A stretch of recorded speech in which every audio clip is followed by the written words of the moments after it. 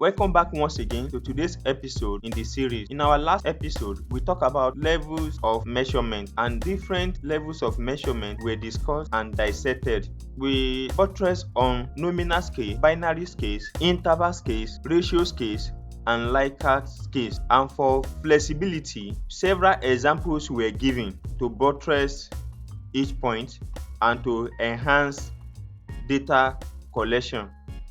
Today's episode will be centered on common design flaws in Google Sheets questionnaire. Please, if you are yet to subscribe to this channel, please do well to subscribe so that you will not miss out of any of the episode. In today's episode, we'll be talking about common design flaws in Google Sheets questionnaire, and we talk about flaw number 1: use of checkbox instead of radio button. Radio buttons and checkboxes are both selection tools in forms, but each of them serves different purposes. One of the common mistakes some researchers make is the use of checkbox instead of radio button. But bring your seat closer.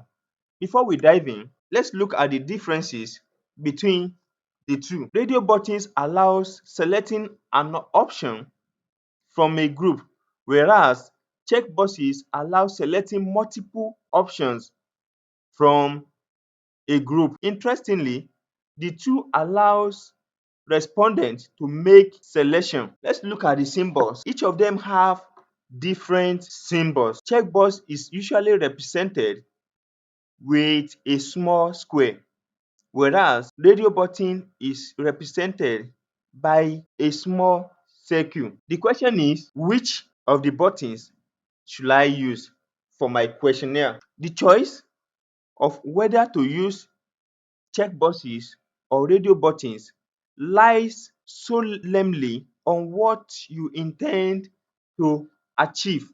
It is not advisable to use checkboxes as radio buttons or vice versa.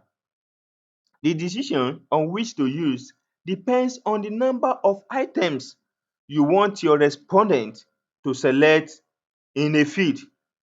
To decide on which to use, you need to ask yourself a singular question, and the question is this: how many options do I want the respondent to select from the list of options?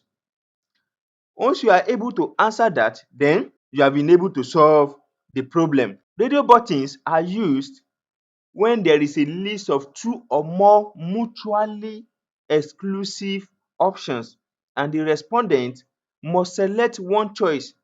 In other words, clicking a non-selected radio button will deselect whatever button was previously selected in the list. Whereas in checkboxes, respondents may select any numbers of choices from the list of options.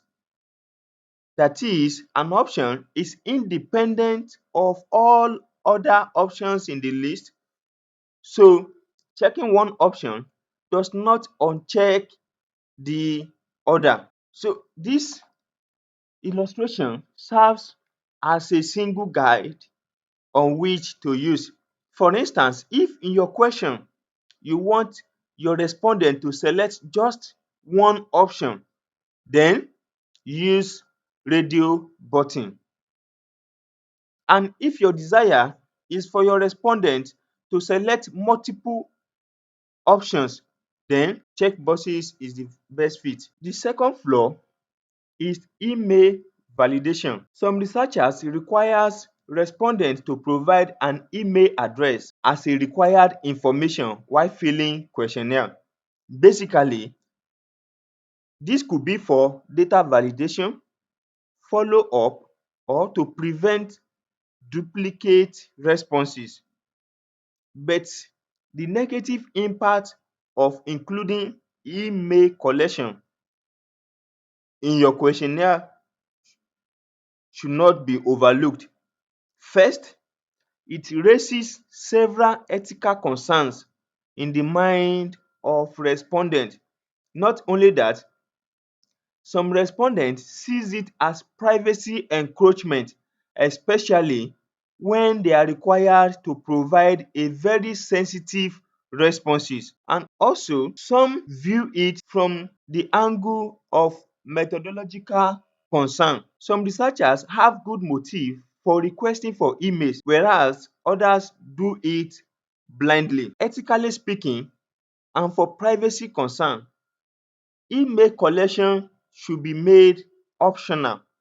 And not only that, in a situation where it could not be optional, then respondents must be clearly informed why their email is needed. The third flaw is proofreading. Basically speaking, proofreading helps you a lot in detecting so many anomalies in your prepared sheet. However, some usually send out their Google Sheet without going through it themselves.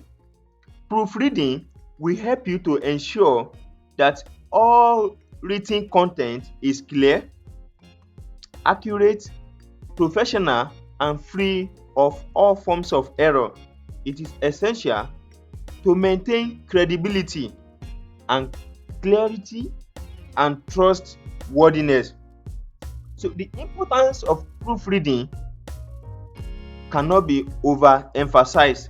First, it helps you fix all forms of errors, either spelling error, appearance error, grammatical error, and punctuation error. For a better result in your data gathering, it is important that you note all these flaws so that you will not commit them. Thank you very much once again for always taking your time to listen to our episode. Please do well to like, comment, share, and subscribe to my YouTube channel.